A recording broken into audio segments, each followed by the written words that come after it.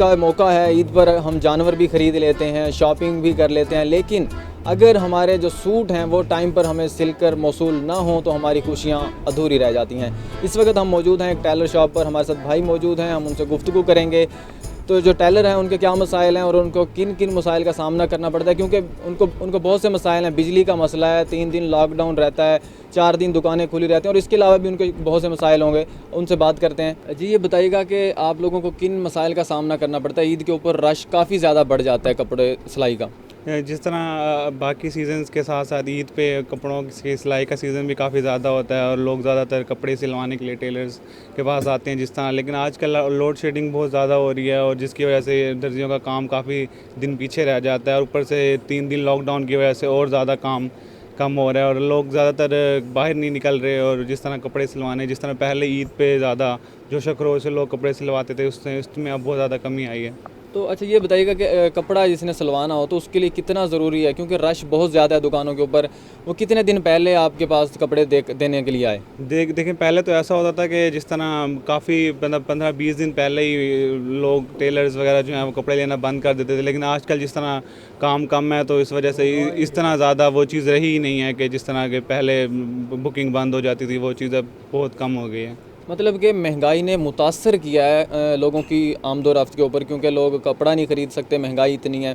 तो इस वजह से बुकिंग अभी तक बंद नहीं हुई, लोग आप कपड़ा ले रहे हैं। जी जी, बिल्कुल, अभी तक कपड़ा ले रहे हैं। और इतनी इस तरह जिस तरह पहले लोग सिलाई वगैरह करवाते होते थे ईद पे और ईद जिस तरह मनाई जाती थी उस तरह अब वो चीज़ नहीं रही।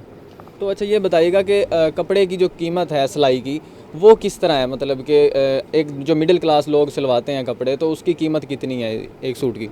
सूट की सिलाई डिफरेंट है वैसे तो, लेकिन आजकल जो रेट चल रहा है 700 रुपये 800 रुपये इस तरह सूट की सिलाई है। और हर कोई तो इतना मतलब पे नहीं कर सकता, तो इस वजह से कई लोग जो हैं मतलब किसी और दर्जी वगैरह का रुख करते हैं, या मतलब ज़्यादातर लोग नहीं वो अफोर्ड कर सकते इस चीज़ को।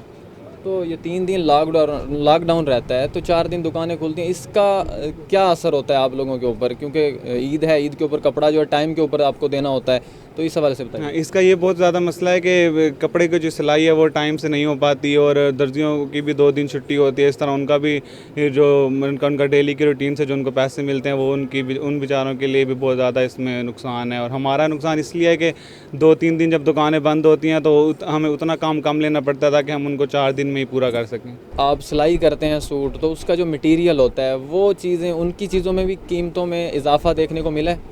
जी, उनमें एक तो उनकी कीमतों में भी बहुत ज़्यादा इजाफा हुआ और दूसरा वो माल भी जैसे मिल ही नहीं रहा। मतलब जिस तरह हम ऑर्डर करके कोई चीज़ मंगवाते हैं तो वो हमें कहते हैं कि लॉकडाउन की वजह से हमारे पास भी माल नहीं आ रहा। बेशक आ रहा हो या ना, मतलब जिस बहाना करते हैं ताकि भी ज़्यादा रेट्स पे हमें वो चीज़ बेच सकें, इस वजह से काफ़ी वो।